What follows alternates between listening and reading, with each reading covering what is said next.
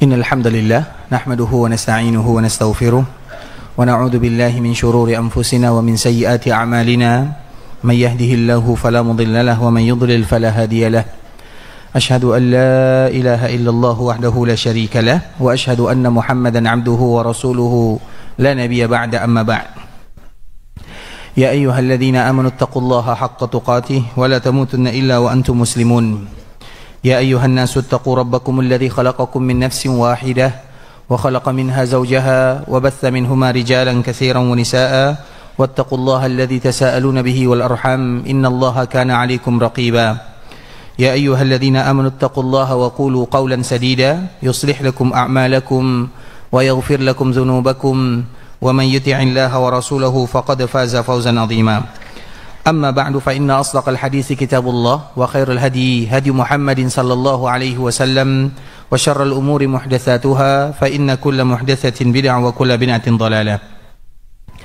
Ikhwatul Islam, saudara kaum muslimin, kaum muslimat, ikhwani, akhwati rahimani wa rahimakumullah.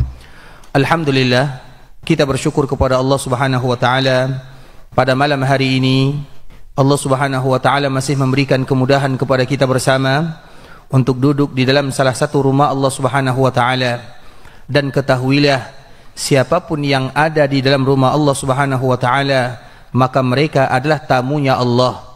Dan di antara salah satu keberuntungan yang didapatkan oleh tamu Allah, Allah Subhanahu wa taala menawarkan tawaran yang sangat indah. Dan di antara salah satu tawaran Allah Subhanahu wa taala adalah diampunkan dosa-dosanya, dan semoga Allah ampunkan dosa kita bersama. Kemudian salawat beriringkan salam semoga senantiasa tercurahkan buat junjungan alam Nabi kita yang mulia, uswah dan qudwah kita bersama, Muhammad bin Abdullah sallallahu alaihi wasallam, yang mana di antara kewajiban kita kaum muslimin yang betul-betul mencintai Nabi sallallahu alaihi wasallam adalah dengan memperbanyak mengucapkan salam dan salawat kepada Nabi. Karena Allah Subhanahu wa taala menyebutkan, ya ayyuhalladzina amanu sallu, wahai orang-orang yang beriman, perbanyaklah mengucapkan salawat, wasallimu, perbanyaklah mengucapkan salam. Allah tidak perintahkan kita mengucapkan salawat, Allah juga tidak perintahkan kita mengucapkan salam, tapi Allah perintahkan kita untuk memperbanyak mengucapkan salam dan salawat kepada baginda Rasulullah sallallahu alaihi wasallam. Dan di antara salah satu ancaman berat yang disebutkan oleh Nabi sallallahu alaihi wasallam, man nasiya salata alayya khati'a tariqal jannah. Siapapun di antara kaum muslimin yang lupa dan lalai mengucapkan salam dan salawat kepadaku, bisa jadi nanti mereka salah melangkah menuju surga Allah Subhanahu wa taala. Agar kita tahu bahwa ini merupakan ibadah yang paling ringan, tapi ancamannya juga tidak ringan. Oleh karena itu, ikhwatul Islam, di antara bentuk kecintaan kita kepada baginda Rasulullah sallallahu alaihi wasallam adalah memperbanyak mengucapkan salam dan salawat kepada baginda Rasulullah sallallahu alaihi wasallam. Tapi ikhwatul Islam, pada malam hari ini kita akan membahas sedikit tentang hadis-hadis Rasulullah sallallahu alaihi wasallam, terkhusus apa tujuan kita berada dalam kehidupan dunia. Dan kita semuanya tahu ikhwatul Islam bahwa Allah Subhanahu wa taala mengingatkan akan keberadaan kita dan apa tujuan utama kita berada dalam kehidupan dunia. Allah Subhanahu wa taala menyebutkan, afa hasibtum annama khalaqnakum abatha wa annakum ilaina la turja'un. Wahai kalian hambaku, apakah kalian mengira aku ciptakan kalian hanya untuk bermain-main sahaja dan kalian tidak akan kembali kepadaku? Seolah di dalam ayat ini Allah Subhanahu wa taala mengatakan, aku ciptakan kalian bukan untuk bermain, aku ciptakan kalian untuk beribadah. Kenapa kalian beribadah? Karena suatu saat nanti kalian pasti akan kembali kepada diriku. Dan ketika kalian kembali kepada diriku, kalau sekiranya kalian datang dengan amal ibadah, maka kalian akan bahagia. Dan itulah makna daripada hadis ibunda Aisyah radhiyallahu taala anha. Apa kata Aisyah? Man ahabba liqa Allah, ahabba Allahu liqa'ah, wa man kariha liqa Allah, kariha Allahu liqa'ah. Siapapun di antara seorang muslim yang mereka suka untuk bertemu dengan Allah Azza wa Jal, maka Allah lebih suka bertemu dengannya. Dan barang siapa yang tidak suka bertemu dengan Allah, maka Allah benci kepada dirinya. Hadis ini ikhwatul Islam adalah hadis yang disebutkan oleh ibunda kita Aisyah radhiyallahu taala anha. Dikala Nabi mengatakan, barang siapa yang suka bertemu dengan Allah, maka Allah suka bertemu dengan dirinya. Ibunda Aisyah bertanya, ya Rasulullah, Siapa di antara kita yang suka bertemu dengan Allah? Maknanya siapa di antara kita yang suka meninggal? Ada tidak di antara kita yang ingin meninggal? Secara fitrah naluri manusia, meninggal itu sesuatu yang berat. Makanya Nabi SAW menyebutkan innalil mauti sakarat. Sesungguhnya setiap kematian itu ada namanya sakarat. Sakarat itu ikhwatul Islam, ada yang menyakitkan, ada yang menyenangkan. Karena sakarat itu artinya, siapa di antara kita yang tahu apa makna sakarat? Apa arti sakarat? Kalimat ini adalah kalimat yang selalu kita dengarkan. Bahkan Nabi SAW sebelum meninggal, Nabi mengatakan la ilaha illallah innalil mauti sakarat. Itu hadis Nabi SAW dan ucapan terakhir Nabi sebelum Nabi SAW dipanggil oleh Allah Azza wa Jalla. Nabi juga mengucapkan kalimat demikian. La ilaha illallah, tiada ilah yang berhak disembah kecuali Allah. Sesungguhnya setiap kematian ada yang namanya sakarat. Pertanyaannya, apa itu sakarat? Taib mana yang paling tua? Atau yang mengaku tua juga boleh. Taib mana? Sila. Apa itu sakarat? Apa? Kondisi atau tidak sadar? Mabuk? Hilang kesadaran? Masya Allah, Allahumma barik, Allahumma barik. Silakan, Masya Allah, Allahumma barik. Bisa diberikan? Masya Allah, hafizakumullah. Jadi sakarat itu Bapak Ibu, artinya sakarat itu sesuatu ketidaksadaran. Tidak sadar. Sakarat itu bukan berarti sakit. Bisa dipahami? Jadi sakarat itu bisa jadi sakit, bisa jadi tidak sakit. Tapi makna daripada sakarat itu adalah ketidaksadaran. Karena apabila seseorang meninggal, mereka tidak tahu apa yang terjadi kepada dirinya. Oleh karena itulah ikhwatul Islam, dikala meninggal secara hukum asal, ketika seseorang meninggal, mereka tidak lagi sadarkan diri, mereka tidak tahu apa yang terjadi. Maka itu disebut dengan sakarat. Bisa jadi sakit, bisa jadi tidak sakit. Kemudian apa kata Ibunda Aisyah radhiyallahu taala anha? Ya Rasulullah, siapa di antara kita yang suka untuk meninggal? Kemudian di saat itulah Nabi sallallahu alaihi wasallam mengatakan, wahai Aisyah, bukan itu maknanya. Akan tetapi makna daripada hadis Nabi sallallahu alaihi wasallam, man ahabba liqa Allah, ahabballahu liqa'ah. Siapapun di antara kalian yang suka bertemu dengan Allah, Allah juga suka bertemu dengan dirinya. Apa makna hadis ini ikhwatul Islam? Seorang muslim apabila datang malaikat mencabut nyawanya, maka dikala dia sedang sakarat, dia tidak sadar dan dia tidak tahu apa yang akan terjadi kepada dirinya, maka di saat itulah datang semua amalan yang pernah dia lakukan selama ini. Datang salat dari kanan, datang zakat dari kiri, berbakti kepada orang tua datang dari bawah, amalan-amalan yang lain datang dari semua arah. Sehingga dikala dia sedang sakarat, kemudian amalan datang menghibur dirinya, maka di saat itulah dia berbahagia. Ketika dia berbahagia ikhwatul Islam, maka ruhnya juga ikut berbahagia. Ketika ruhnya berbahagia, maka ruhnya berkumpul di dadanya. Kemudian datanglah malaikat pencabut nyawa, ruhnya sudah siap. Kemudian diambil, maka itulah yang disebutkan oleh Nabi sallallahu alaihi wasallam, seorang muslim apabila mereka meninggal, maka ruhnya keluar dari jasadnya ibarat air dituangkan ke dalam gelas. Mudah sekali ikhwatul Islam. Kenapa demikian? Karena dia sudah ada persiapan. Kenapa dia bahagia? Karena amalan yang selama ini dia lakukan. Iya, dikala kita sedang melaksanakan ibadah salat, kita tidak tahu mana salat tersebut. Dikala kita berpuasa, kita tidak tahu di mana puasa tersebut. Dikala kita bersedekah, kita tidak tahu di mana sedekah tersebut. Tapi nanti di akhir kehidupan, dikala sedang sakarat, maka di saat itulah amalan datang untuk memberikan kabar gembira. Sehingga ikhwatul Islam, kalau ada yang sakit, dianjurkan bagi kita untuk menjenguknya. Tapi ingat, jangan pernah berbicara dunia ketika ada saudara kita yang sedang sakit. Karena bisa jadi sakit mereka itu adalah sakit sakarat. Bisa jadi dikala kita datang, mereka dihibur oleh amalan-amalan yang dia lakukan. Sehingga dikala datang amalan kebaikan yang tadi telah kita jelaskan, dia berbahagia, ruhnya sudah siap. Sehingga dengan ruhnya sudah siap, ruhnya berada di dadanya, datang malaikat mencabut nyawanya. Ketika dicabut nyawanya, dengan mudah maka akan langsung mengeluarkan wangi yang sangat indah, dicium oleh semua penduduk langit. Kemudian diangkat, dibawa ke langit pertama, maka setiap penjaga langit mereka mengatakan, ini ruh siapa? Wangi dari mana? Semuanya akan bertanya. Dan akan dijawab, ini adalah ruhnya Fulan bin Fulan, orang yang dulu taat kepada Allah, orang yang dulu dekat dengan Allah Azza wa Jal, orang yang dulu tahu apa tujuan utama mereka tinggal dalam kehidupan dunia. Oleh karena itu ikhwatul Islam, Allah Subhanahu wa taala menyebutkan, "Afa hasibtum annama khalaqnakum abatha wa annakum ilaina la turja'un." Jangan kalian anggap tujuan kalian ada di dunia untuk bermain. Tujuan kalian di dunia untuk beribadah, karena kalian pasti akan kembali kepada Allah Azza wa Jalla. Di dalam ayat yang selalu kita dengar, "Wa ma khalaqtul jinna wal insa illa liya'budun." Ayat ini semua kita hafal. Tapi siapa di antara kita yang hafal ayat berikutnya, yang umurnya 50 tahun ke atas? Ayat ini bukankah ayat yang selalu kita hafal? Wa ma khalaqtul jinna wal insa illa liya'budun. Tapi ayat berikutnya, sila.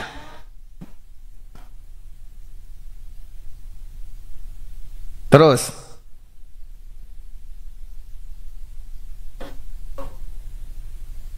Artinya, nah, silakan. Masya Allah, barakallahu fiik. Masya Allah, barakallahu fiik. Ayat ini ikhwatul Islam harus kita tahu.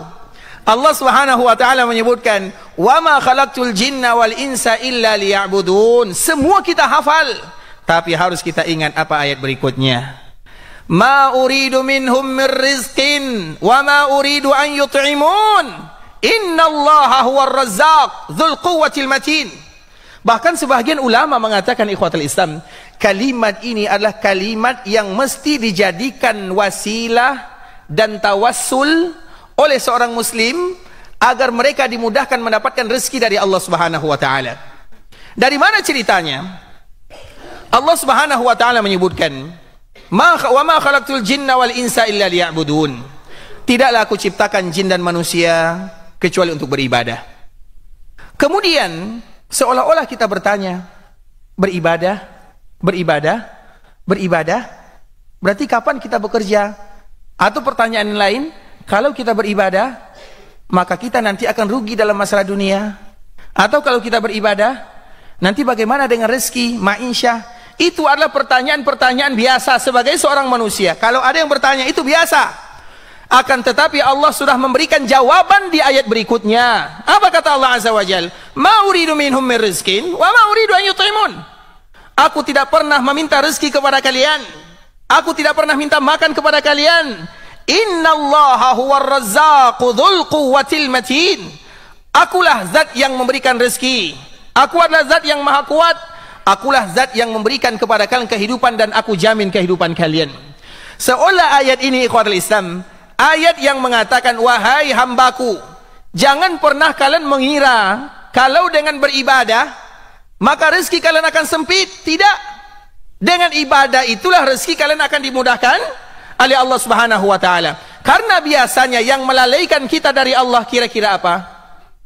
Mencari rezeki, ma'isyah, bekerja, pas orang azan, tiba-tiba ada pelanggan. Apa yang harus kita lakukan? Ke masjid atau melayani pelanggan?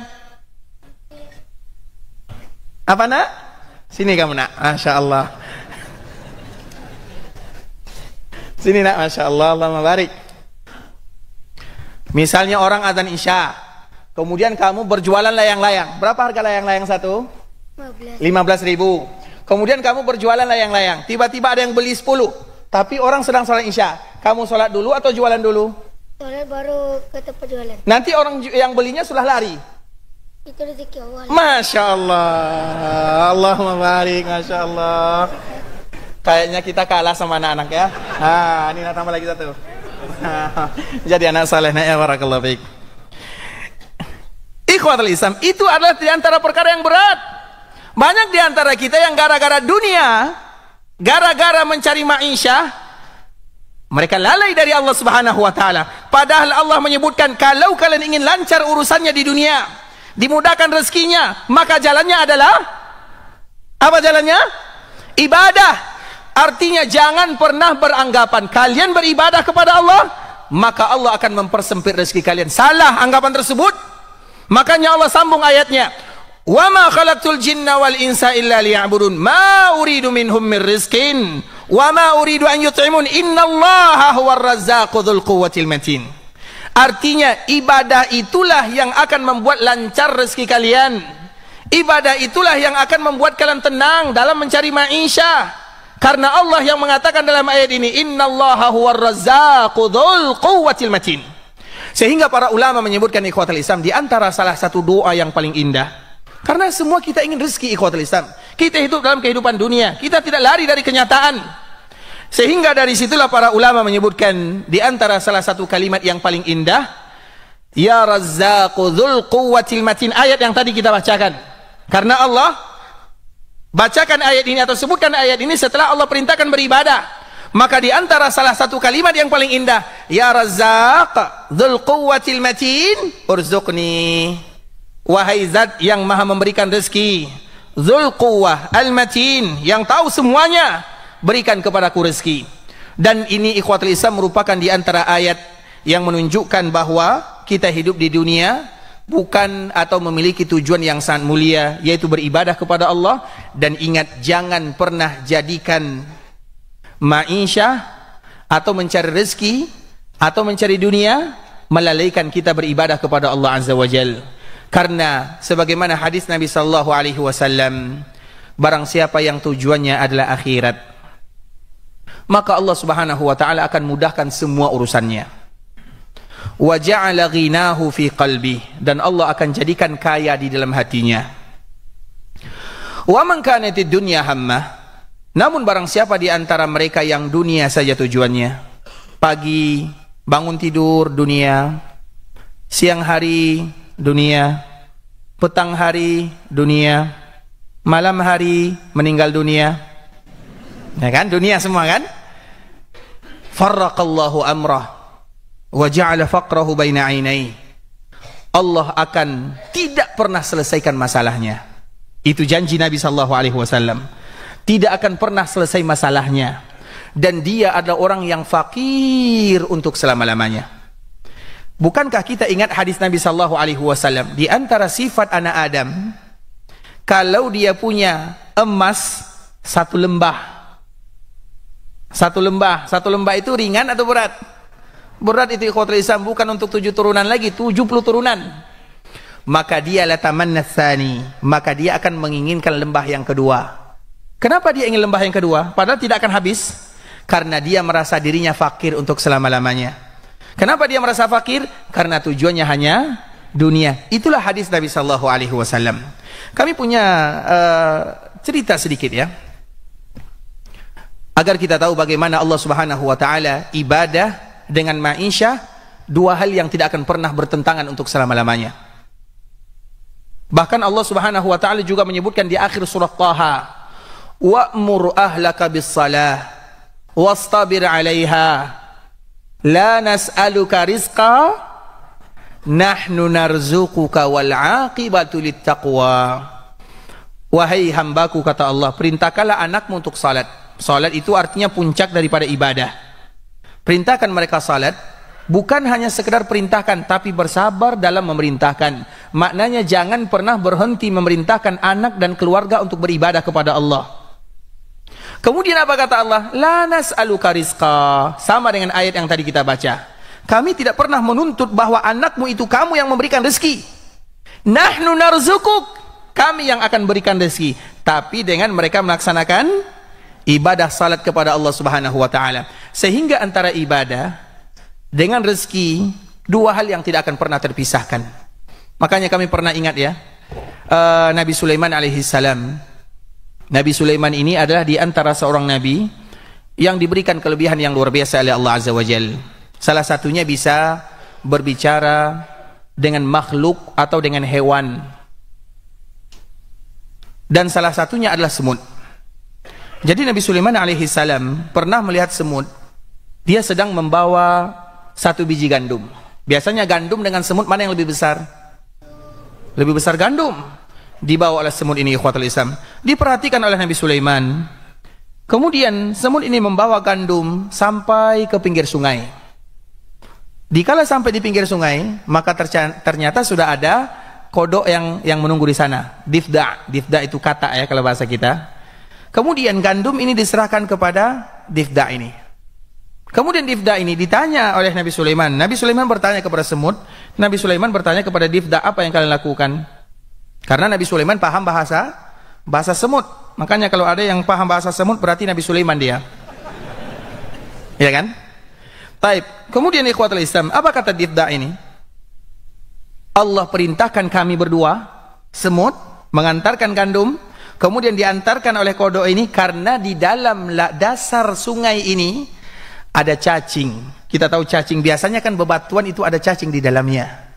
Ada cacing yang buta, yang hidup di dalam batu kecil yang ada di dasar sungai. Allah perintahkan kami berdua untuk mengantarkan gandum ini kepada cacing tersebut. Karena cacing ini buta, tentu tidak bisa mencari ma'isyah lah kalau bahasa kitanya. Kemudian sampailah kodok ini kepada cacing mengantarkan gandum. Apa yang dilakukan oleh cacing tersebut? Ternyata cacing ini senantiasa bertasbih, memuji Allah Subhanahu wa taala, dan dia tidak lagi bisa bekerja. Coba perhatikan ikhwatul Islam, kalau sekiranya cacing yang ada di dalam dasar sungai, di dalam batu yang kecil dijamin oleh Allah Subhanahu wa taala, apakah kita tidak dijamin oleh Allah Azza wa Jalla? Agar kita tahu bahwa tujuan kita di dunia ini adalah untuk beribadah kepada Allah, dan jangan jadikan ma'isyah sebagai hal yang bisa melalaikan kita beribadah kepada Allah Subhanahu wa taala. Kemudian ikhwatul Islam, kita kembalikan kepada pembahasan yang tadi kita sebutkan, bahwa kita berada di dunia adalah untuk beribadah kepada Allah Subhanahu wa taala, dan ibadah dengan dunia tidak pernah bertentangan kalau kita bisa menyatukannya. Kemudian apa kata Nabi sallallahu alaihi wasallam? Man ahabba liqa Allah ahabballahu liqa'ah. Siapapun di antara kalian yang suka bertemu dengan Allah, maka Allah suka bertemu dengannya, yaitu mereka-mereka yang sudah mempersiapkan amal dan bekalnya. Wa man kariha liqa Allah karihallahu liqa'ah. Dan barang siapa di antara kalian yang tidak suka bertemu dengan Allah, apa makna mereka yang tidak suka bertemu dengan Allah Azza wa Jalla? Yaitu masih bercerita tentang sakarat. Dikala dia sedang sakarat, maka amalan-amalan yang akan menghibur dirinya tidak ada. Kalaupun ada amalan, tidak diterima oleh Allah Subhanahu wa taala. Sehingga dikala dia sedang sakarat, tiba-tiba datang malaikat pencabut nyawa. Kemudian ruhnya tidak siap untuk berpisah dari jasadnya, karena ruhnya tahu kalau sekiranya berpisah dari jasad, maka akan mendapatkan azab. Di saat itulah ruhnya lari ke bawah, lari ke kanan, lari ke kiri. Berbeda dengan orang yang pertama, ruhnya sudah siap di dadanya, sehingga dikala dicabut sangat mudah sekali. Akan tetapi yang kedua ini, wa man kariha liqa Allah, barang siapa yang tidak suka bertemu dengan Allah, karena ruhnya lari, dan malaikat mau tidak mau akan mencabut nyawanya. Sehingga Allah Subhanahu wa taala mengatakan dalam surah An-Nazi'at, wan nazi'ati gharqa wan nasyitati nashta wan nazi'at. Apa makna nazi'at? Nazi'an itu kalau bahasanya naza'. Naza' itu ikhwatul Islam adalah malaikat yang menarik dengan kuat. Wan nazi'ati gharqa, ruhnya tidak mau keluar, tapi malaikat mencabut dengan kuat. Maka Allah mengutus malaikat naza', wan nazi'ati gharqa wan nasyitati nashta. Wan nasyitati nashta ini untuk orang yang beriman atau untuk orang yang dihibur oleh amalan yang tadi kita ceritakan. Sedangkan yang pertama, wan nazi'ati gharqa, yaitu mereka yang tidak ada bekal, sehingga ruhnya lari dari tubuhnya, tapi malaikat tetap ingin mencabut nyawanya. Kemudian dikala dicabut nyawanya, terpisah tubuh dengan jasad, maka di saat itulah keluar bau yang tidak wangi, bau yang sangat busuk, dicium oleh semua makhluk yang ada di dunia kecuali jin dan manusia. Maka diangkat ikhwatul Islam. Dikala diangkat, langit pertama tidak mau menerima, langit kedua tidak mau menerima, penduduk langit tidak mau menerimanya karena mereka merasa terganggu. Ini busuk dari mana? Maka disebutkan namanya yang dulu jauh dari Allah Azza wa Jal, Fulan bin Fulan, Allan bin Allan. Dia adalah seorang hamba yang jauh dari Allah. Ceritanya tentang dunia, lupa beribadah kepada Allah, bahkan dijadikan dunia sebagai tujuan utama. Maka dia lupa kepada Allah, tidak ada amalannya. Kemudian di saat itulah ikhwatul Islam, buang ruh tersebut. Kami tidak mau menerimanya, penduduk langit tidak mau menerimanya. Akhirnya dicampakkan ke jasadnya. Wangi atau bau busuk itu ikhwatul Islam mengganggu semuanya. Dan itulah makna daripada hadis yang disebutkan oleh Ibunda Aisyah radhiyallahu taala anha, "Wa man kariha liqa Allah, kariha Allahu liqa'ah." Barang siapa yang tidak mau bertemu dengan Allah Azza wa Jalla, Allah juga tidak mau bertemu dengannya. Maknanya, ruh yang tadi tidak mau berpisah dari jasadnya karena dia tahu konsekuensinya. Dia akan berpisah, kemudian dia akan mendapatkan azab, kemudian dia tidak akan diterima oleh penduduk langit, kemudian dikembalikan kepada jasadnya. Maka di saat itulah dia akan langsung masuk ke alam barzakh yang membuat dia menyesal untuk selama-lamanya. Maka itulah ikhwatul Islam, barzakh. Barzakh itu artinya adalah setiap orang yang meninggal, maka mereka sudah masuk ke dalam barzakh. Barzakh itu artinya pemisah antara dunia dan akhirat. Meninggal secara normal, atau meninggal terbakar, atau meninggal ditelan ikan hiu misalnya, atau meninggal karena perkara-perkara yang lain. Semua mereka yang meninggal, maka mereka sudah masuk ke dalam barzakh. Jadi barzakh itu artinya adalah dunia di antara dua dunia. Karena kita hidup dua kali, dan kita juga akan mati dua kali. Hidup dunia, hidup di akhirat, mati di alam barzakh, mati sebelum keberadaan kita. Kita hidup dua kali, meninggal juga dua kali. Dan salah satu bentuk kita meninggal yang kedua adalah dinamakan dengan alam barzakh.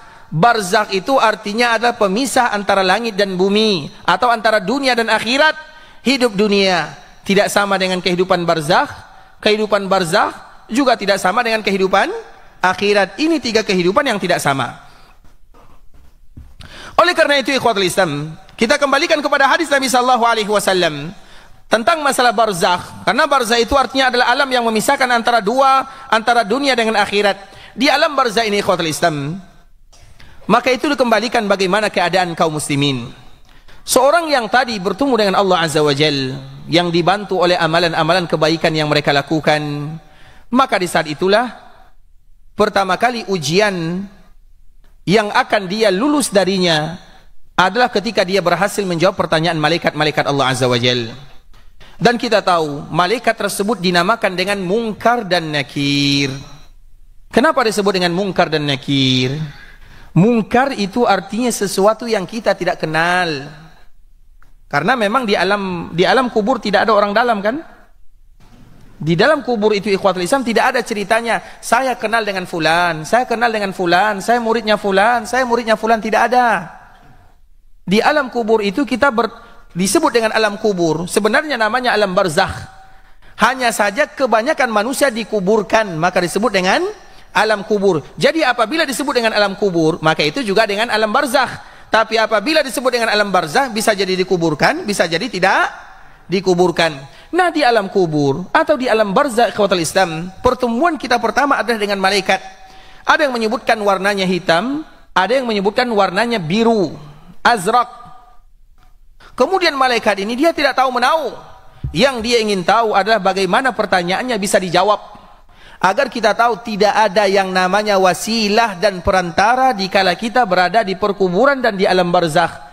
Kita mau anaknya fulan, kita mau kerabatnya fulan, kita dekat dengan wali fulan, kita dekat dengan orang fulan, maka tidak ada ceritanya. Makanya disebut dengan malaikat Munkar. Kenapa disebut dengan Munkar? Apa makna Munkar? Munkar, amar ma'ruf nahi munkar. Apa makna Munkar? Munkar itu sesuatu yang aneh, lain dari yang lain. Apa makna ma'ruf? Ma'ruf apa arti ma'ruf? Ma'ruf itu sesuatu yang sudah dikenal, ma'ruf. Munkar artinya sesuatu yang tidak dikenal. Makanya disebut dengan munkar, nakir. Kalimatnya sama, nakara. Diambil dari huruf nun, kaf dan ra. Munkar, nakir, begitu juga nun, kaf dan ra. Karena malaikat ini tidak mau kenal dan tidak mau kenal. Kemudian ikhwatul Islam ditanya, "Man rabbuka wa man nabiyyuka wa ma dinuka?" Seorang mukmin yang dimudahkan oleh Allah Subhanahu wa taala, dan itu adalah ujian yang pertama. Ujian yang pertama di alam barzakh ikhwatul Islam adalah bagaimana kita ditanya oleh para malaikat semuanya tanpa terkecuali, kecuali orang-orang yang dikecualikan oleh Allah Subhanahu wa taala, yaitu para nabi, para rasul, mereka dikecualikan. atau juga mereka-mereka yang dikecualikan oleh Allah Subhanahu wa taala seperti mereka yang mati syahid atau mereka yang ada beberapa amalan yang dikecualikan, mereka akan terfitnah dari azab kubur. Karena ada dua fitnah yang paling berat. Yang pertama fitnah kubur, yang kedua fitnah dajjal. Kenapa fitnah ini disebut dengan fitnah yang paling berat? Karena apabila kita sudah memasukinya, kita tidak akan pernah sanggup untuk keluar darinya. Dalam kehidupan dunia ada juga fitnah, iya, tapi kita masih bisa keluar dari fitnah tersebut, bisa mencari solusi, bisa lari, bisa mengadu. Tapi kalau di alam barzakh kita mendapatkan fitnah, kemana kita lari? Begitu juga dengan fitnah dajjal. Kalau kita sudah mendapatkan fitnah dajjal, kemana kita akan lari? Jadi fitnah itu banyak, tapi fitnah yang paling berat itu ada dua. Yang pertama fitnah perkuburan, dan yang kedua adalah fitnah dajjal. Maka fitnah perkuburan ini disebut dengan alam barzakh, dan salah satu fitnah tersebut adalah malaikat yang dinamakan dengan Munkar dan Nakir. Kemudian ikhwatul Islam, bagi mereka yang tadi datang amalan-amalan yang membawanya, memberikan kabar gembiranya, amalan ini jugalah yang akan datang menghampirinya dikala dia berada di alam barzakh. Jadi amalan itu ikhwatul Islam, kita akan bisa melihat amalan kita dalam 3 tempat. Kita akan bisa menyaksikan amalan yang kita lakukan selama dalam kehidupan dunia ini dalam 3 tempat. Karena sekarang misalnya kita melaksanakan beramal, bagaimana cara kita melihat amalan tersebut? Kita tidak bisa melihatnya. Tapi di 3 tempat ini kita akan bisa melihatnya. Yang pertama, dikala sakarat.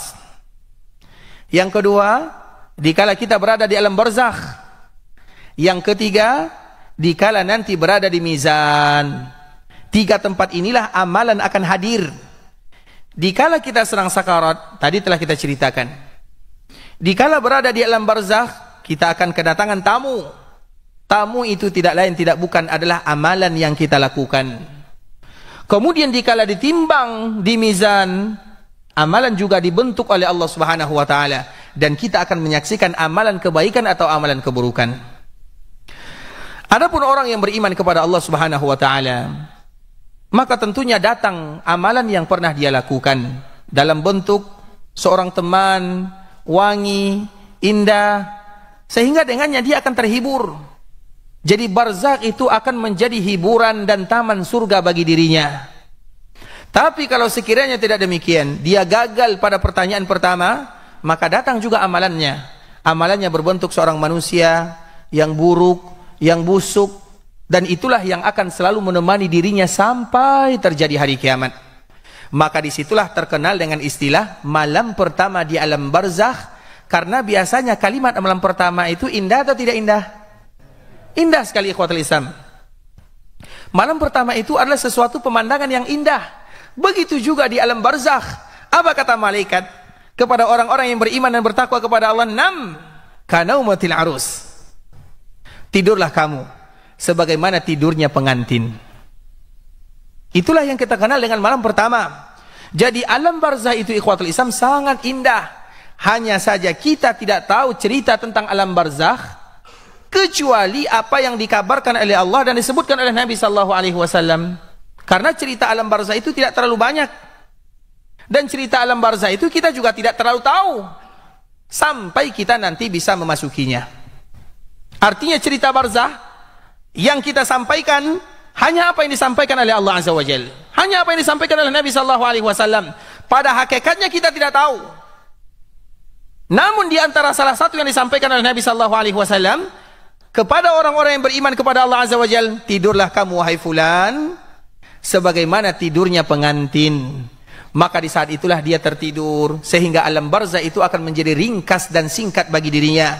Setengah hari, 1 hari, tiba-tiba dibangkitkan oleh Allah Subhanahu wa taala, dan dia pun dibangkitkan seperti orang terbangun di malam pertama. Bangun di malam pertama indah atau tidak? Kalau yang belum pernah maka cari-cari cepat jodoh. Tapi ikhwatul Islam, bangun di malam pertama itu indah atau tidak? Indah ikhwatul Islam, kebahagiaan. Seperti itulah mereka nanti bangun. Makanya malaikat mengatakan tidurlah seperti tidurnya pengantin. Tidur pengantin itu terasa indah, tidak terlalu lama. Kemudian nanti dikala mereka bangun, bangun dalam keindahan. Begitu juga dengan mereka bangun dalam rahmat dan kasih sayang Allah Subhanahu wa taala.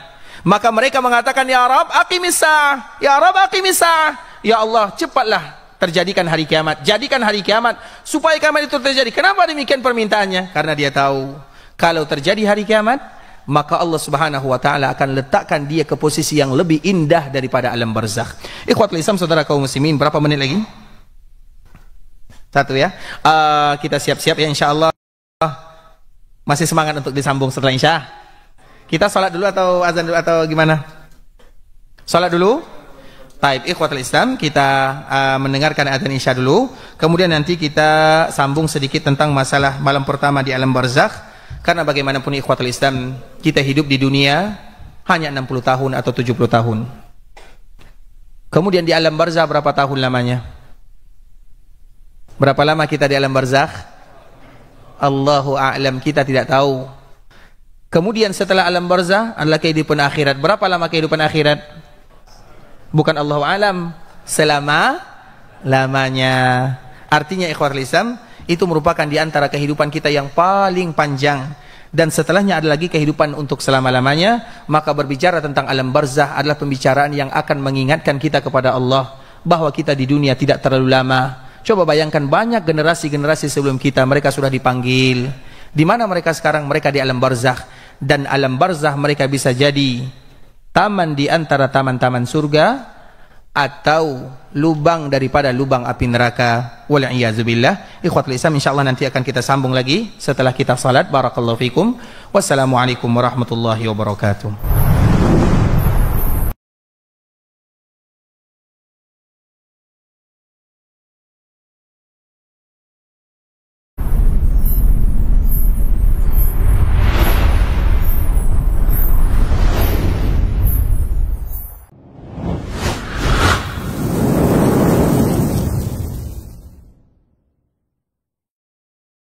Allahu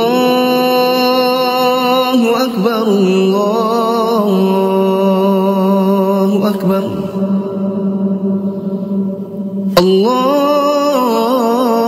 Allahu Akbar, Allahu Akbar. Ashhadu an la ilaha illallah.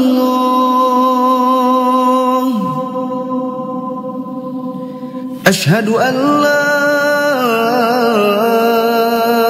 إله إلا الله. أشهد أن محمدا رسول الله. أشهد أن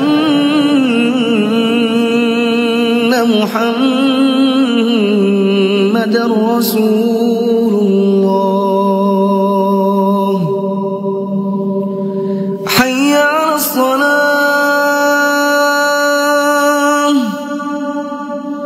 حي على الصلاة،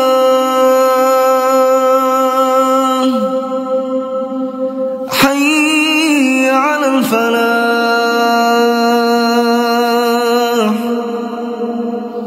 حي على الفلاح. الله أكبر، الله أكبر. لا إله إلا الله.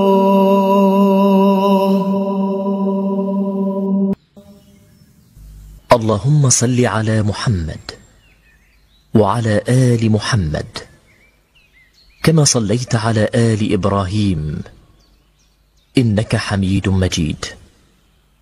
اللهم بارك على محمد وعلى آل محمد كما باركت على آل إبراهيم إنك حميد مجيد. اللهم رب هذه الدعوة التامة والصلاة القائمة آت محمدا الوسيلة والفضيلة وابعثه مقاما محمودا الذي وعدته.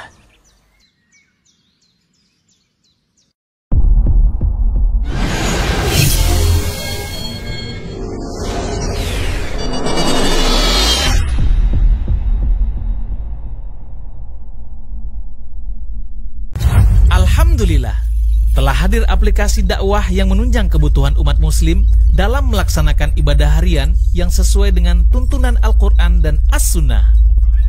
Asil App.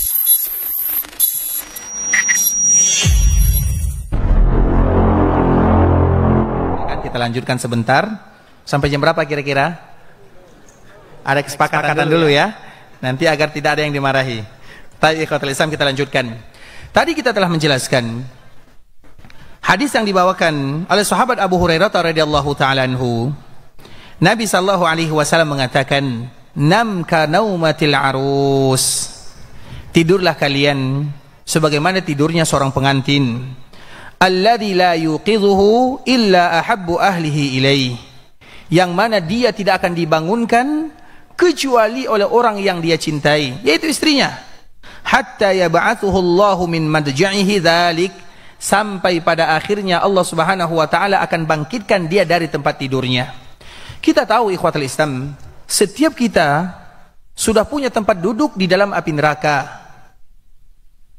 Setiap kita sudah punya tempat duduk di dalam api neraka Allah Azza wa Jal. Makanya biasanya dikala kita melaksanakan salat witir atau salat qunut, dikala kita melakukan salat tarawih, maka kita akan sering mendengarkan imam berdoa kepada Allah, Allahumma a'tiq riqabana wa riqa'a abaina minan nar. Allahumma a'tiq riqabana minan nar. Apa artinya? Ya Allah, merdekakan pundak kami ini dari api neraka. Tentu kita bertanya, kenapa kita berdoa kepada Allah Subhanahu wa taala dengan demikian? Karena tidak ada kaum muslimin kecuali mereka sudah punya tempat duduk di dalam neraka, sudah punya semuanya. Sehingga dianjurkan bagi kita berdoa kepada Allah, Allahumma a'tiq riqabana minan nar. Kemudian seorang yang beriman kepada Allah, maka Allah Subhanahu wa taala akan memperlihatkan kepada dirinya, wahai fulan bin fulan, sebenarnya tempat dudukmu di sini. Sebenarnya tempat dudukmu di sini. Tapi karena kamu diberikan kemudahan, kamu beriman, kamu bertakwa, kamu beramal, maka tempat duduk ini digantikan oleh Allah dengan tempat duduk di dalam surga. Kira-kira bahagia atau tidak? Seseorang itu bahagia. Misalnya, wahai fulan, ini tempat dudukmu di dalam surga. Mana yang paling berbahagia?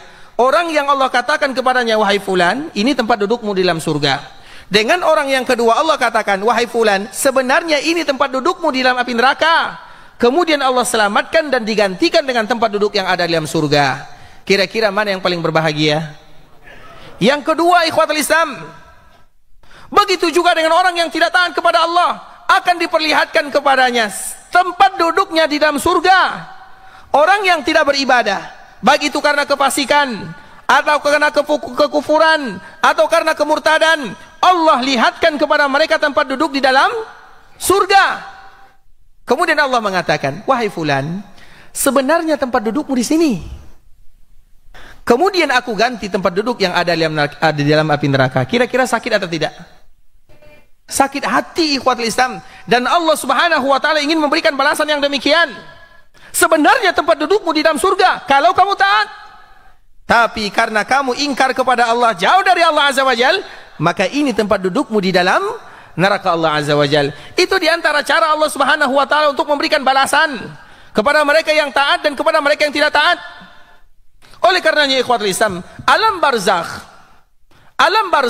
juga ada surga dan juga ada neraka di dalamnya. Alam barzakh juga ada surga, juga ada neraka.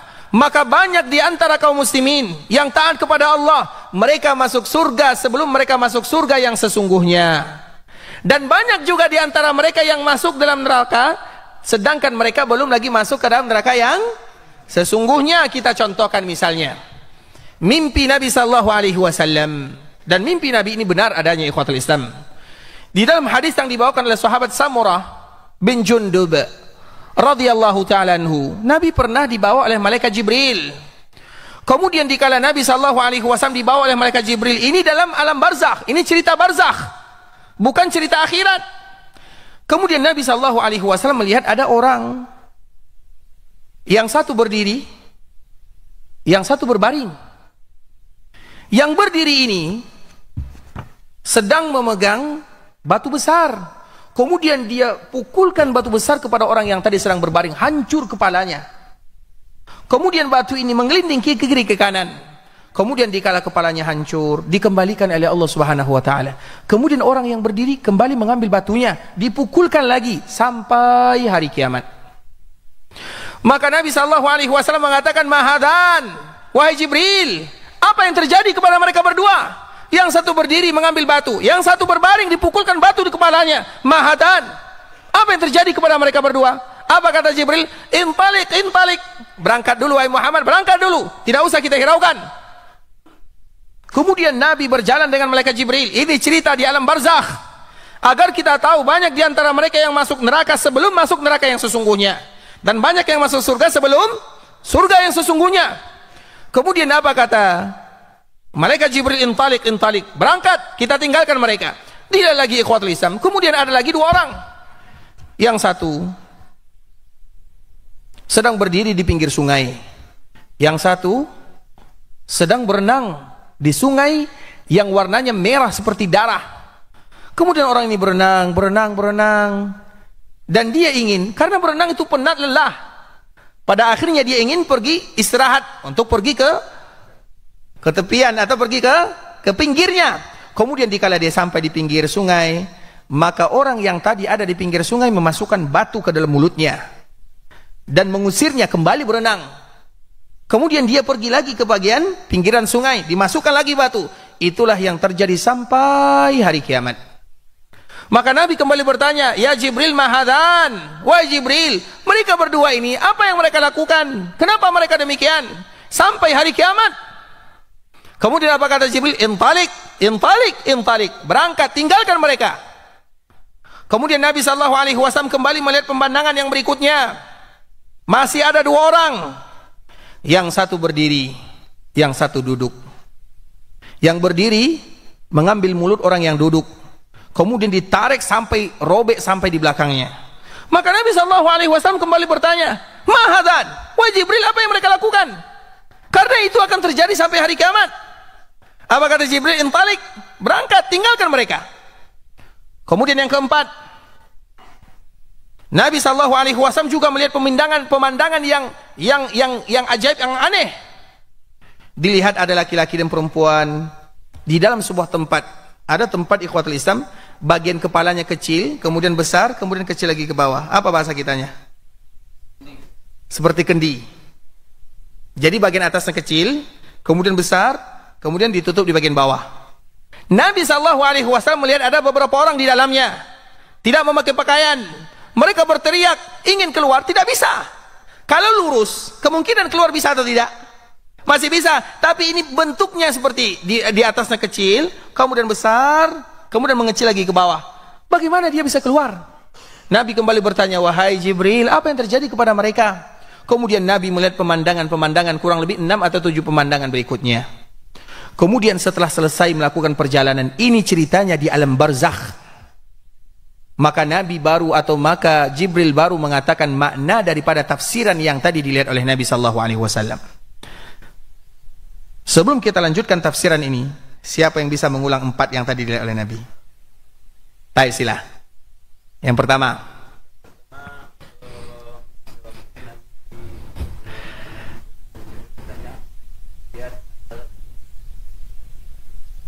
yang satu berdiri, yang satu tertidur, kemudian dilempar kepalanya pakai batu. Allahul musta'an. Yang kedua, di pinggir sungai senang berenang sambil main layang-layang atau batu? Main batu. Taib, lanjut. Main batu ya? Taib, dimasukkan batu ke dalam mulutnya. Taib. Yang ketiga, satu berdiri, satu duduk. Kemudian membuka mulutnya lebar-lebar. Dibuka ya? Dirobek atau dibuka? Dirobek. Taib. Yang keempat, kendi yang besar, kemudian mereka dibakar dalamnya. Taib. Masya Allah. Allahumma barik. Silakan Pak. Masya Allah. Silakan Pak. Sehat ya. Insya Allah. Barakallahu fiik. Taib. Pemandangan ini ikhwatul Islam adalah cerita tentang alam barzakh, agar kita tahu banyak mereka yang menderita di alam barzakh sebelum mereka menderita di neraka. Bahaya. Yang pertama ini, kepalanya dihancurkan. Yang satu berdiri, yang satu kepalanya dihancurkan. Maka Jibril mengatakan, "Wahai Muhammad, ketahuilah, kejadian ini adalah kejadian yang terjadi di alam barzah sampai hari kiamat, akan selalu diperlakukan perlakuan yang sama. Mereka itu adalah yang pertama, dua sifatnya. Yang pertama adalah mereka yang tidur dikala orang salat, atau dikala orang azan mereka pergi ke tempat tidurnya. Dan yang kedua adalah mereka yang lalai dari ayat-ayat Allah Subhanahu wa taala. Ini dua sifatnya. Dua sifat ini ikhwatul Islam di alam barzakh, seperti inilah mereka diperlakukan. Kepalanya dihancurkan, kemudian kepalanya kembali normal, kembali utuh, kemudian dihancurkan, kembali utuh, dihancurkan sampai terjadi hari kiamat. Kemudian yang kedua ikhwatul Islam, yang tadi berenangnya bukan di sungai biasa, di sungai darah. Kemudian setiap kali dia pergi ke pinggiran, maka dimasukkan batu ke dalam mulutnya. Batu kalau masuk, apa yang terjadi? Rusak pencernaan, rusak ususnya, rusak lambungnya, rusak semuanya. Tapi dia tetap makan, dimasukkan, dipaksa. Maka Jibril mengatakan kepada Nabi SAW, wah Jibril, itu siapa? Maka apa kata Jibril alaihissalam? Akilur riba. Mereka itu adalah orang-orang yang memakan harta riba. Dan itu di alam barzakh, bukan cerita akhirat. Di alam barzakh ceritanya. Kemudian yang ketiga, apa tadi yang ketiga? Yang dirobek mulutnya. Siapa mereka? Yang selalu berdusta dengan kedustaan yang sampai mendunia. Dan itu terjadi di zaman kita ikhwatul Islam. Apalagi zaman medsos, media sosial, memberikan berita-berita palsu. Ingat ikhwatul Islam, hadis ini adalah hadis cerita tentang alam barzakh. Siapapun yang berdusta, kemudian kedustaannya sampai ke seluruh manusia, mendunia maknanya. Bukan hanya kedustaan biasa, karena ada kedustaan yang tidak memberikan mudarat. Apa contoh kedustaan yang tidak memberikan mudarat? Apa? Berdusta kepada? Kenapa itu contohnya? Berarti terbiasa ya? Masya Allah, Masya Allah, Allah mubarak. Masya Allah, Allah mubarak, Masya Allah. Silakan Pak, silakan Pak. Berdusta kepada pasangan, boleh atau tidak? Boleh atau tidak? Yang tua menjawab tidak boleh, karena orang-orang tua tidak pernah berbohong kepada pasangannya. Kalau yang muda seperti kita nih, baik, Masya Allah, Allah mubarak. Silakan Pak, Masya Allah, silakan. Berdusta kepada pasangan, berdusta dikala ada darurat, berdusta dikala perang, berdusta untuk ada dusta ikhwatul Islam tidak memberikan mudarat, bahkan memberikan manfaat, maka tidak ada masalah. Tapi ada dusta yang menyebabkan kegaduhan, yang menyebabkan bahaya, dan itu banyak terjadi sekarang. Apa ancaman di alam barzakh? Dirobek mulutnya, walaupun bukan mulutnya yang berdusta, walau tangan yang menulis. Seperti sekarang misalnya tulisan, status, apalagi yang kedustaan-kedustaan, menyebarkan berita-berita yang tidak jelas, itu ancamannya di alam barzakh seperti yang tadi kita sebutkan. Kemudian yang keempat ikhwatul Islam, dilihat tadi ada sebuah seperti kendi, di bawahnya ada api, itu adalah az-zunah. Mereka-mereka yang berzina dari kalangan laki-laki dan perempuan. Semua cerita ini adalah cerita di alam barzakh. Sedangkan mereka yang beriman kepada Allah Subhanahu wa taala, mereka juga mendapatkan nikmat yang begitu luas, yang begitu indah ikhwatul Islam. Dikala mereka berhasil melewati pertanyaan dan ujian, maka di saat itulah mereka dimudahkan oleh Allah Subhanahu wa taala. Kemudian diluaskan perkuburannya, kemudian disampaikan kepadanya wangi surga yang begitu indah. Intinya mereka masuk surga sebelum masuk surga yang sesungguhnya. Oleh karena itu ikhwatul Islam, ini sedikit cerita tentang alam barzakh, malam pertama di alam barzakh. Dan masih banyak lagi hadis-hadis Nabi SAW, karena bagaimanapun semua kita pasti akan memasukinya, dan semoga Allah memberikan perlindungan kepada kita bersama. Amin amin ya rabbal alamin. Ikhwatul Islam, sekarang kita selesaikan sampai di sini. Namun kita ingin menyampaikan beberapa hal ikhwatul Islam secara garis besar saja. Ini ada di akhir kitab ya. Siapa yang memiliki kitab maka bisa nanti mereka melihat di akhir pembahasan bagaimana supaya kita selamat dari alam barzakh, atau bagaimana supaya kita selamat dari siksaan alam barzakh. Intinya bagaimana kita selamat dari alam barzakh terhadap apa yang disebutkan oleh baginda Rasulullah SAW. Yang pertama tentunya adalah dengan memperbanyak berdoa kepada Allah Subhanahu wa taala. Di antara salah satu doa yang diajarkan oleh Nabi SAW adalah doa zikir pagi dan sore. Kalau doa di dalam sholat kita semuanya sudah hafal. Tapi ada doa di dalam zikir pagi dan sore. Allahumma inni a'udzubika minal kufri wal faqri wa a'udzubika min adabil qabri. La ilaha illa. Yang umur 60 tahun ke atas yang hafal, angkat tangan. 60 tahun. Boleh dikasih kesempatan yang lain dulu, Pak. Atau hadiahnya untuk istri Bapak. Mana? Yang pertama atau yang kedua? Atau untuk ibu-ibu, kalau ada yang menjawab bagaimana panitia? Tadi ada panitia. Yang kita dulu, yang 60 tahun ke atas. Siapa yang hafal doa ini? Doa ini mesti ikhwatul Islam, doa zikir pagi sore. Allahumma inni a'udzubika minal kufri wal faqri wa a'udzubika min adzabil qabri la ilaha illa ant. Masyaallah. Boleh maju ke sini, Pak? Boleh sini bacanya? Ya, sila. Insyaallah. Sini, Pak. Masyaallah. Ini supaya kita mengulang-ulang ya, karena semakin diulang tentunya semakin semakin mudah bagi kita menghafalnya. Masyaallah. Boleh sini, Pak. Masyaallah, barakallahu fiik. Silakan, Pak.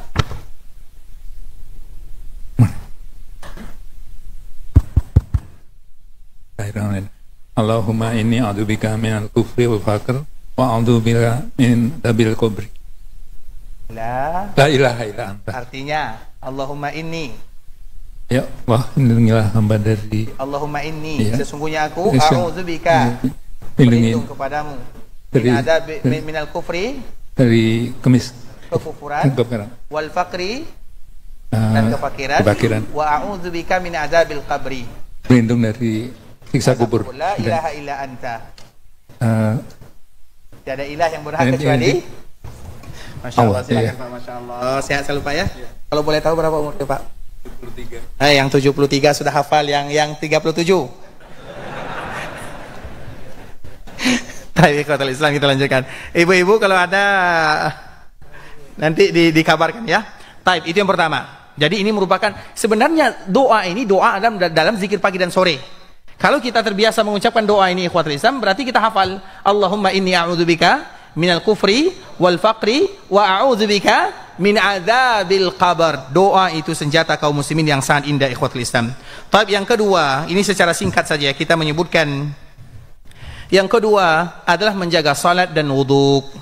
Salat yang kita lakukan tepat waktu, seperti yang tadi kita sebutkan, bahwa di antara mereka yang bisa mendapatkan siksa azab kubur atau azab di alam barzakh, mereka yang tidur terutama dikala orang azan, atau mereka pura-pura tidak dengar dikala orang azan. Kemudian yang ketiga,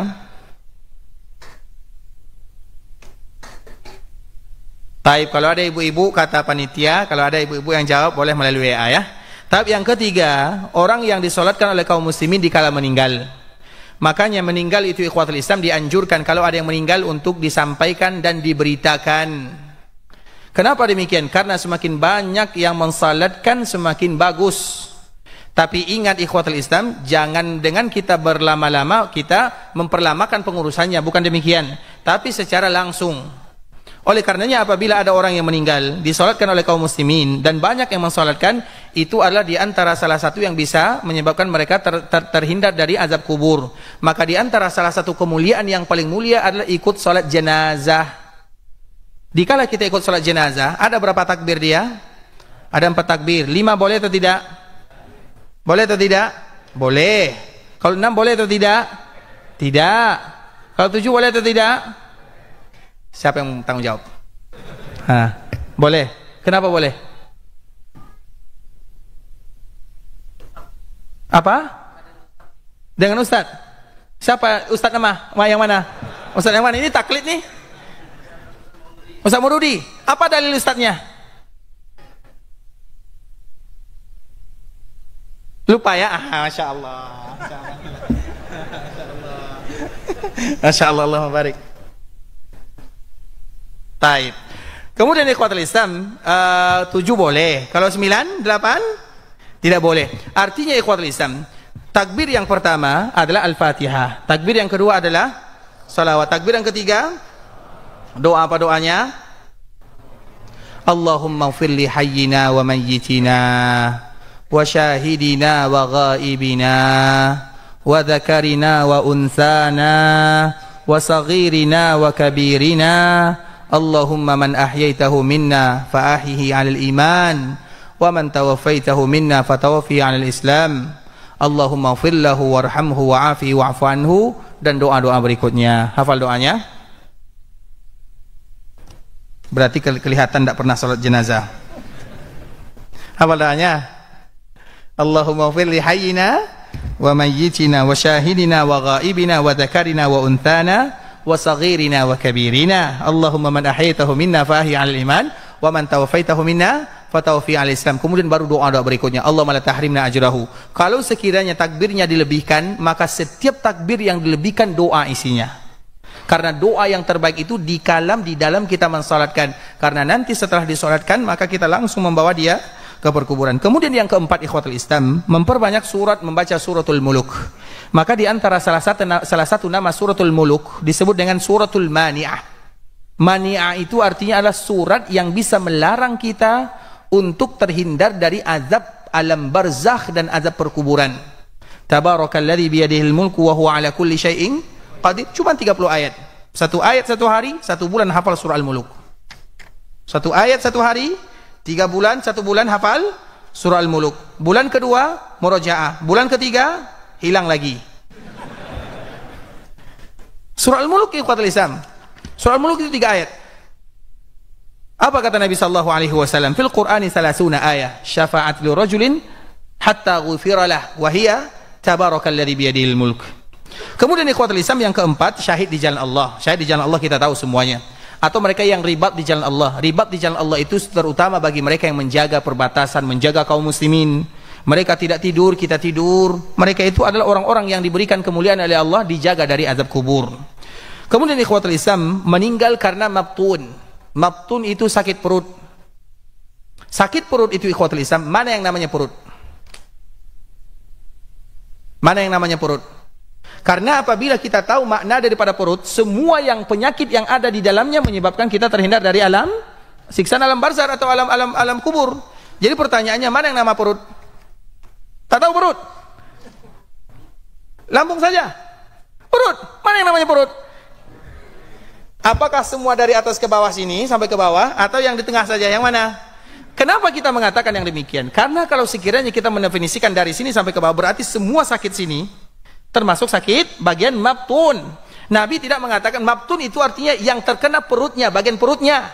Berarti semua yang ada di depan, semua yang ada di depan, kemudian kalau kita sakit dan meninggal gara-gara sakit tersebut, maka itu termasuk mabtun.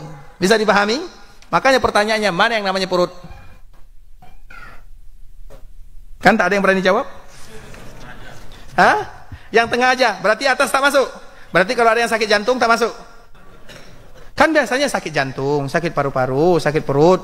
Oleh karena itu ikhwatul Islam, perbezaan ini dikembalikan kepada definisi kita masing-masing.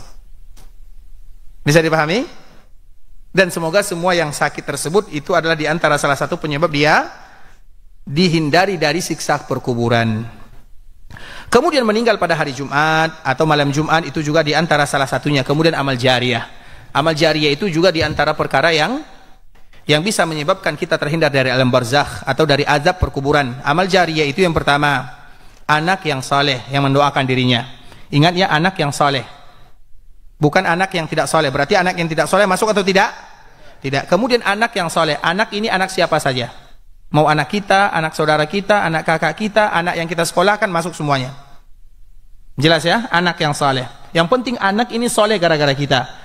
Anak kita alhamdulillah, anak orang lain karena kita yang mengajarnya, mendidiknya, menyekolahkannya, menafkahinya, masuk semuanya. Kemudian ilmu yang bermanfaat. Kemudian sedekah jariyah.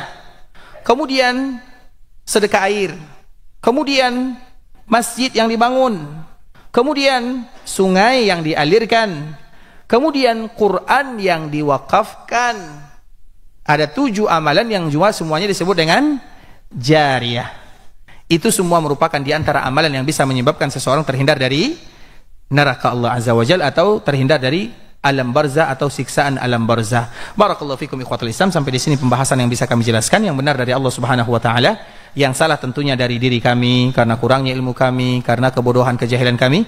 Dan sekarang kita buka sedikit mungkin sesi tanya jawab ya. Ibu-ibu dulu ya. Kalau ada ibu-ibu yang bertanya, karena dikhususkan untuk ibu-ibu yang pertama, kemudian baru nanti kita yang ikhwan yang laki-laki. Barakallahu fiik. Atau sambil menunggu ibu-ibu kita dahulukan yang laki-laki, Pak ya. Taib, yang paling tua kita dahulukan ya, yang paling tua.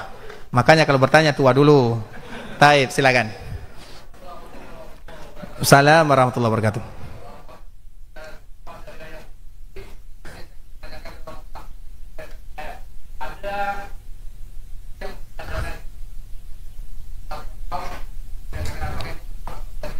Taib ikhwatul Islam.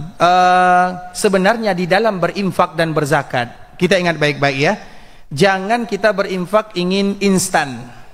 Instan itu apa maknanya ikhwatul Islam? Berikan kepada orang lain, terserah. Alangkah indahnya kalau kita yang langsung turun tangan. Ketika Allah berikan kepada kita kemudahan, kenapa kita tidak yang mengalirkan air? Atau kenapa kita tidak yang berwakaf air? Seperti misalnya di apa namanya sekarang yang namanya untuk air bersih itu apa namanya? Depot air. Depot air misalnya kita bangun depot air di depan rumah misalnya, ambil.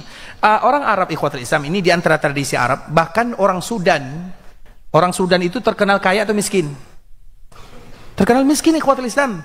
Tapi di antara salah satu tradisi yang mereka sampai wariskan sampai sekarang, di depan mereka, di depan rumah itu ada air yang bisa langsung diminum. Dan itu sudah sesuatu yang ma'ruf. Apalagi di daerah-daerah orang Arab yang sudah diberikan kelebihan rezeki oleh Allah. Kalau kami misalnya di Madinah, biasanya di depan-depan rumah orang itu ada tempat minum yang bisa langsung minum. Bahkan air minumnya sejuk, dingin. Apalagi di musim panas. Karena mereka tahu itulah sedekah yang sesungguhnya. Usahakan kita yang turun tangan. Karena kalau diwakilkan, makanya sedekah yang terbaik adalah sedekah yang kita langsung turun tangan. Bukan berarti salah. Tapi alangkah indahnya dikala kita mengontrol. Karena inilah amalan kita yang sesungguhnya. Bahkan walau menyumbang dengan sedikit sahaja, tidak ada masalah. Pernah suatu ketika ikhwatul Islam, ada salah seorang khalifah. Dia mengatakan kepada rakyatnya, saya akan membangun masjid. Dan saya minta kepada kalian semuanya, tidak ada yang ikut membantu saya membangun masjid. Tidak boleh. Kalau kita bangun masjid biasanya apa? Nyumbang sama-sama. Kalau ini, tidak boleh ada yang namanya sumbangan. Saya sendiri. Kemudian ikhwatul Islam, setelah masjid pembangunan ini hampir selesai, maka khalifah ini bermimpi di dalam mimpinya, masjid itu bukan atas nama dia. Masjid dia itu atas nama seorang wanita. Kemudian keesokan hari, dia bermimpi lagi sama. Maka dia kaget. Kira-kira wanita ini siapa? Dicari, diumumkan. Mana wanita tersebut? Siapa yang namanya Fulanah binti Fulanah? Akhirnya didapatkan. Kemudian dipanggil oleh khalifah kaum muslimin. Wahai Fulanah, aku bermimpi bahwa masjid yang aku bangun ini atas namamu. Padahal aku yang bangun. Dan aku sudah memerintahkan tidak ada yang ikut serta di dalamnya. Apa yang kamu lakukan wahai Fulana? Maka apa kata ibu-ibu ini? Dia seorang ibu-ibu ikhwatul Islam. Dia seorang wanita yang miskin. Kemudian dia mengatakan, saya tidak pernah menyumbang wahai paduka raja, wahai khalifah kaum muslimin. Tapi saya pernah lewat. Kemudian dikala saya lewat, saya melihat tukang bangunannya dalam keadaan kehausan. Kemudian saya tidak tega. Aku berikan kepada mereka minuman. Kemudian setelah itu aku pergi. Kemudian apa kata khalifah? Itulah yang menyebabkan bahwa masjid ini ditulis atas namamu di sisi Allah Azza wa Jalla. Padahal dia tidak menyumbang apa-apa, tapi karena keikhlasan itu yang dia punya, kasihan hatinya yang mungkin dia ingin membangun rumah Allah Azza wa Jalla atau melakukan yang terbaik untuk kaum muslimin, tapi dia tidak punya. Tapi hatinya yang senantiasa bergantung ditulis atas nama dia. Oleh karena itu ikhwatul Islam, bagi kita harus berlomba-lomba untuk mengambil salah satu di antara yang 7 tadi kita sebutkan. Kita masih ingat ya? Yang pertama, anak saleh. Anak siapa? Anak siapa saja? Karena tidak semua kaum muslimin punya anak. Kalaupun kadang punya anak, anaknya tidak saleh. Anak siapa saja? Yang kedua, ilmu yang bermanfaat. Kalau kita tidak punya ilmu,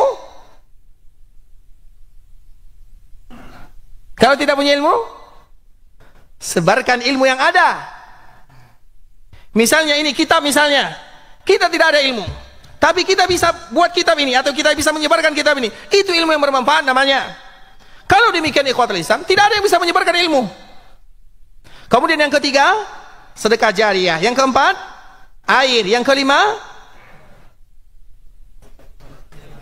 Al-Quran yang diwakafkan yang keenam, air yang dialirkan yang ketujuh, pembangunan masjid. Ambil salah satunya. Kalau kita tidak bisa bangun musola, bangun masjid misalnya.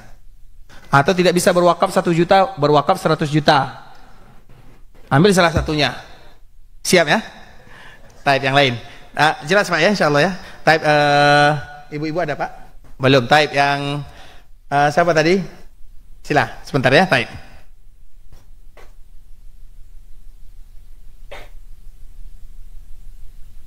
Sila.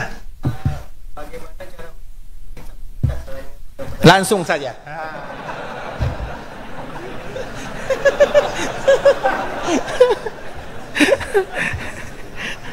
Taib. Tapi tidak ada lagi pertanyaan setelah ini seperti itu ya. Cukup satu pertanyaan seperti ini. Apa? Fotokopi yang itu. Ya, silakan ya. Taib. Membagikan ilmu ya. Tapi itu cukup ya. Saya yang lain silakan. Tapi yang belakang tadi, ini dulu ya, yang ini. Silakan Pak. Waalaikumsalam warahmatullahi.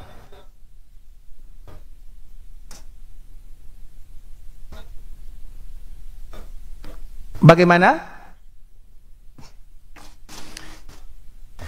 Ini masalah buku lagi ya. Taib, bagaimana kenikmatan yang ada di alam barzakh? Taib, bagaimana kenikmatan yang ada di alam barzakh? Tentunya ada beberapa kenikmatan yang diberikan oleh Allah Subhanahu wa taala bagi mereka yang ada di alam barzakh ya. Tentunya yang pertama, kenikmatan yang terindah. Kira-kira seorang muslim atau seorang manusia di antara nikmat yang mereka inginkan ketika penduduk langit memujinya. Kalau sekiranya kita yang ada di masjid ini, kita dipuji oleh semua orang yang ada di masjid ini, kira-kira kita bahagia atau tidak? Bagaimana kalau penduduk langit itu sedikit atau banyak? Langit itu berapa? 7 lapis langit. Antara langit pertama dengan langit kedua berapa jaraknya? Ada yang tahu? Saya juga tidak tahu. Tapi ikhwatul Islam, 500? Siapa yang mengatakan 500? Baik. Agar kita tahu penduduk langit itu banyak. Penduduk langit pertama, kedua, ketiga, keempat, kelima, keenam, ketujuh. Kemudian di atas langit ketujuh ada lautan. Kemudian ada arash. Kemudian ada malaikat yang banyak sekali. Kita tidak tahu. Kalau orang yang ada di dalam masjid ini saja memuji kita semuanya, kita merasa bahagia. Apalagi kalau yang memuji kita adalah semua penduduk langit. Mereka berebutan seolah-olah dikala orang meninggal, ruhnya dimasukkan ke kain kafan. Kafan itu berasal dari surga. Itu sudah sebuah kemuliaan. Kafannya dari surga. Hanuts namanya. Kafannya dari surga. Kemudian orang ini tidak membiarkan. Langsung dibawa ke langit pertama, ke langit ketujuh. Semua penduduk langit berbondong-bondong. Ini wangi dari mana? Karena biasanya apabila ada wangi, kita ingin mendekatinya atau menjauhinya? Kita ingin mendekatinya, wanginya. Paling tidak kita mendapatkan wangi yang indah. Paling tidak kita bertanya apa warnanya, apa mereknya. Iya atau tidak? Wangi itu simbol kebaikan. Dan itu adalah diantara kenikmatan yang pertama. Dipuji oleh penduduk langit. Kemudian sampai kepada tempat yang namanya Illiyin. Illiyin itu puncak teratas. Kemudian apa kata Allah Azza wa Jal? Kembalikan dia. Kembalikan dia ke tanah. Karena dari tanah aku ciptakan dan ke tanah aku akan kembalikan. Maka para ulama menjelaskan ikhwatul Islam, dikala kita berada di alam barzakh, yang mendapatkan kenikmatan jasad atau ruh? Jasad atau ruh? Hukum asalnya adalah ruh. Hukum asalnya adalah ruh. Wal jasadu taba'an lirruh. Dan jasad itu mengikuti ruh. Karena ada orang yang tidak ada jasadnya. Bisa dipahami? Ada orang yang tidak ada jasadnya. Tapi hukum asalnya ikhwatul Islam adalah ruh. Jasad mengikuti. Paham atau tidak makna mengikuti? Bisa jadi iya, bisa jadi tidak. Baik. Kemudian ikhwatul Islam, karena ruh dengan jasad ini ada 5 kemungkinan. Nanti bagi yang punya buku silakan baca. Kemudian ikhwatul Islam, dikala Allah mengatakan kembalikan dia ke tanah, karena dari tanah aku ciptakan dan ke tanah aku akan kembalikan, maka Allah mengatakan bentangkan perkuburannya seluas 70 hasta, 70.000 hasta. 70.000 hasta itu kira-kira berapa? 1 hasta setengah meter. Berarti 70.000 hasta 35.000 Meter itu berapa kilo? 35 kilo. Itu luas atau tidak? Luas, ikhwatul Islam. Dibentangkan untuknya perkuburan seluas tadi yang kita sebutkan, kemudian dia berada di dalam kenikmatan yang indah. Itu diantara salah satu yang disebutkan oleh baginda Rasulullah SAW. Kemudian apalagi kenikmatan yang dia sebutkan? Yang kedua, fa'abrishuhu minal jannah wa albisuhu minal jannah waftahu lahu baban ilal jannah. Apa kata Nabi SAW? Hamparkan surga untuknya, perlihatkan di depan matanya, kemudian berikan kepadanya pakaian dari surga, bukakan pintu surga untuk dirinya. Bukankah itu kenikmatan yang sangat indah? Maka tadi kita menyebutkan dia masuk surga sebelum masuk surga. Dia masuk surga sebelum masuk surga. Kemudian yang terakhir, ikhwatul Islam, ada seseorang yang menemaninya amalan yang tadi kita sebutkan. Kemudian dilapangkan perkuburannya, diberikan kepadanya cahaya, dia tidur seperti pengantin. Kemudian Allah akan memperlihatkan tempat surga atau tempat kembali untuknya. Kemudian Allah akan berikan kepadanya kebahagiaan dengan kabar gembira dan rezeki dari Allah Subhanahu wa taala. Banyak lagi ikhwatul Islam diutus, banyak lagi kenikmatan yang mereka dapatkan di dalam alam barzah. Bagi mereka intinya mereka masuk surga sebelum masuk surga. Barakallahu fikum. Tapi pertanyaan lain.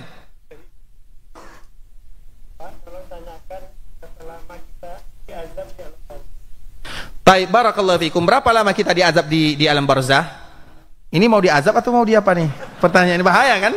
Sebenarnya pertanyaannya bukan seperti itu ya. Bagaimana supaya kita dihindari dari azab alam barzah, bukan berapa lama diazab di alam barzah, karena bisa jadi mau mendaftar ini. Bahaya ikhwatul Islam.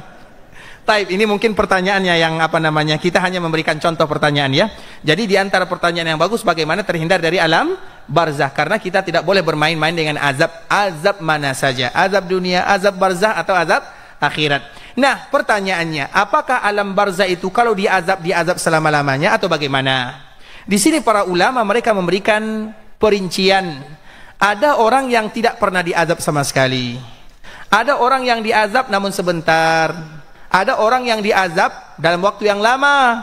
Ada orang yang diazab selama-lamanya. Jadi ada berapa bagian? 4 bagian. Kita mau yang mana? Tidak diazab. Selesai ya?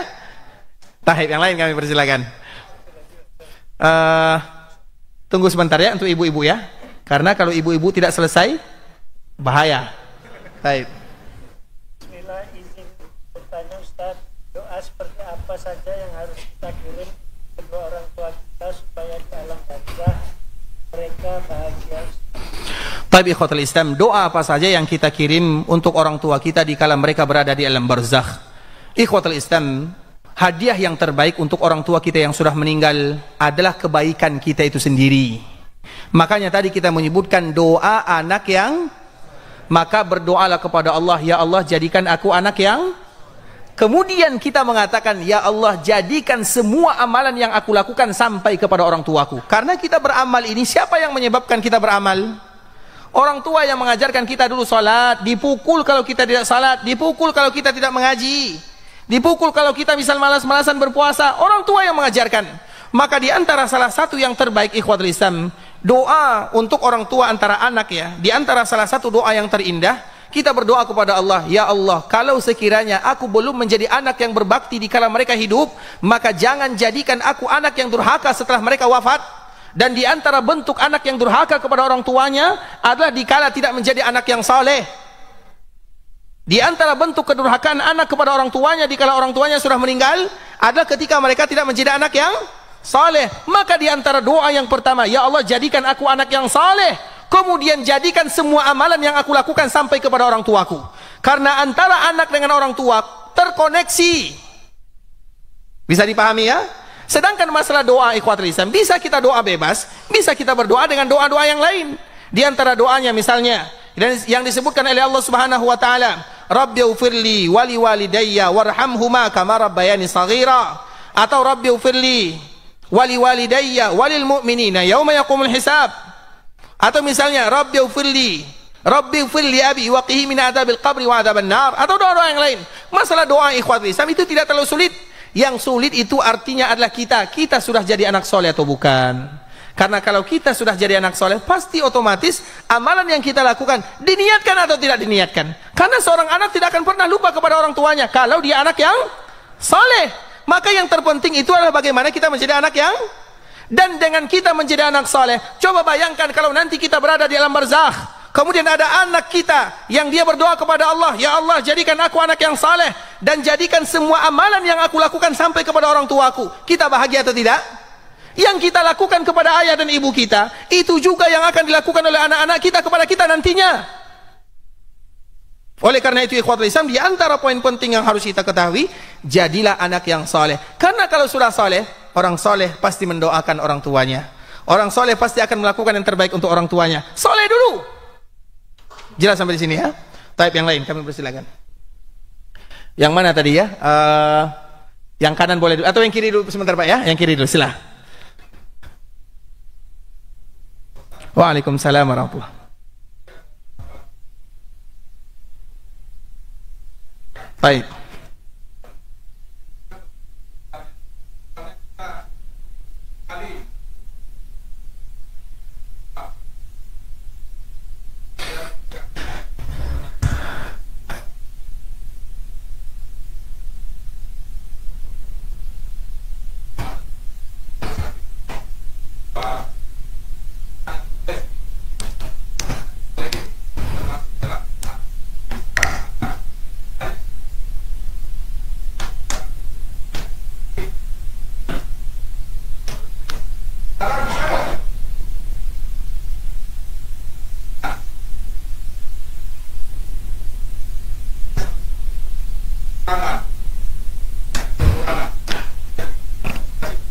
Baik, barakallahu fikum atas pertanyaannya. Untuk pertanyaan yang pertama, kadar amalan supaya kita nanti bisa terbebas dari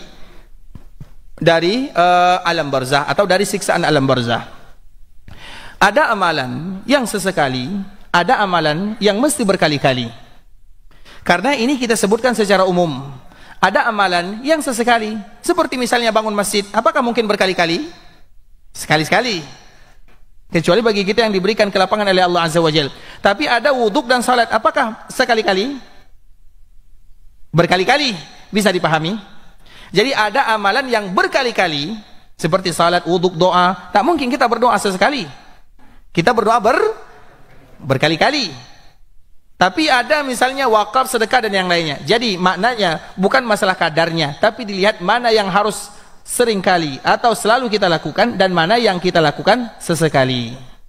Baik, itu pertanyaan yang pertama. Yang kedua, kalau sekiranya misalnya tadi tidak punya anak, misalnya anak yang soleh, atau doa saudara, misalnya saudara kita meninggal, kemudian saudara yang mendoakan, apakah sampai atau tidak? Tapi ikhwatul Islam, orang yang meninggal, kemudian bagi kita yang masih hidup, bagi kita bisa melakukan beberapa perkara yang para ulama sepakat kalau perkara ini sampai. Yang pertama doa, itu sudah pasti. Yang kedua puasa. Yang ketiga badal haji atau badal umrah. 3 amalan ini. Yang keempat sedekah. Jadi ada 4. Doa sudah pasti. Karena doa itu kaum muslimin pasti mendoakan kaum muslimin yang lainnya. Maka di antara doa yang tidak boleh ditinggalkan oleh kaum muslimin disebutkan oleh Allah dalam surat Ibrahim, Rabbighfirli wali walidayya walil mu'minina yauma yaqumul hisab. Jangan pernah tinggalkan doa ini. Jadi doa itu sesuatu yang disepakati. Kemudian yang disepakati adalah sedekah. Misalnya ada saudara yang meninggal, bahkan orang lain, kalau kita bersedekah atas nama dia sampai. Puasa, badal. Sisanya bisa jadi sampai, bisa jadi tidak sampai. Artinya terjadi perbezaan para ulama di sana. Contoh misalnya baca Quran. Apakah Al-Quran yang kita baca ini sampai kepada orang yang meninggal?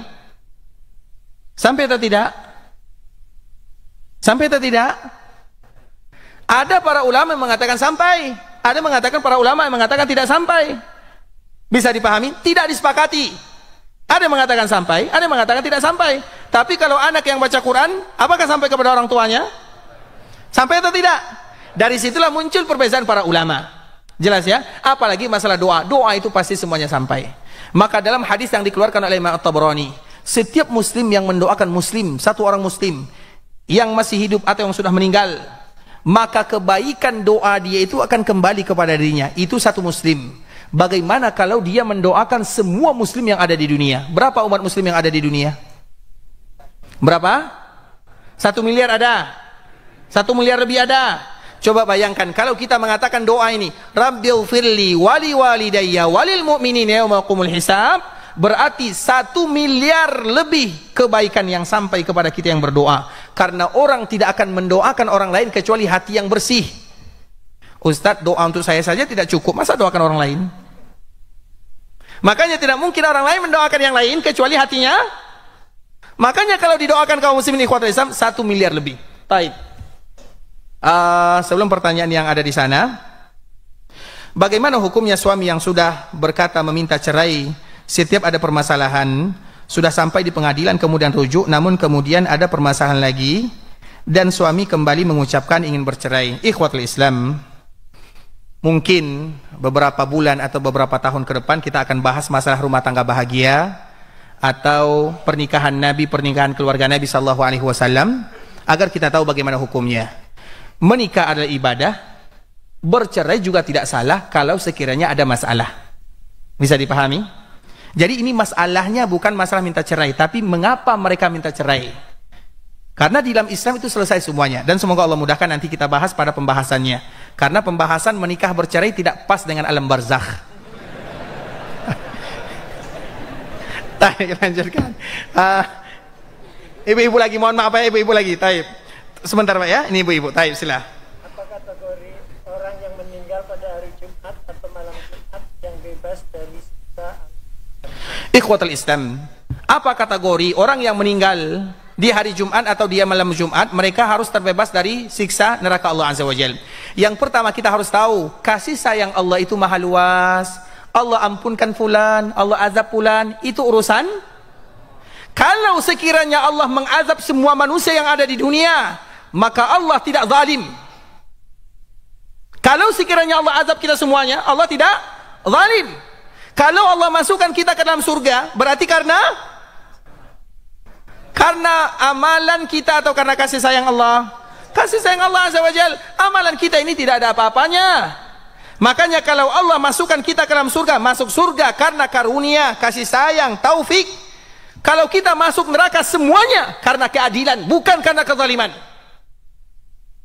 Artinya kita tidak membahas tentang kasih sayang Allah. Nah, di antara salah satu kasih sayang Allah adalah siapapun yang meninggal di hari Jumat, di malam Jumat, apa kategorinya? Kita serahkan kepada Allah. Berarti itu bonus dari Allah Azza wa Jalla. Masalahnya, kita tahu tidak kalau kita meninggal di hari Jumat atau malam Jumat?